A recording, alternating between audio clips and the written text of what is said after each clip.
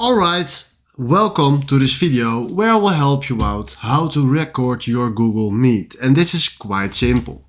The first thing that you need to do is create a Google Meet just like this. And then we need to go here to the activities just right there.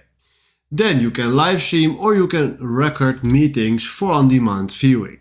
Then we click on record, and like now if you can see, you need premium for this activity. So if you click here on learn more, you need to buy the premium so you can video call recording on Meet. So first of all, you need to buy premium, and after that you can do that. So if you bought that, then you can go into activities, then you can click on recording, then do start recording, and then he will automatically film your Google Meet. So this is only possible with Google Premium, and hopefully I could help you out with this setting. Alright, for now, thank you for watching, have a wonderful day, and if I helped you out, please consider subscribing and give this video a like. Ciao!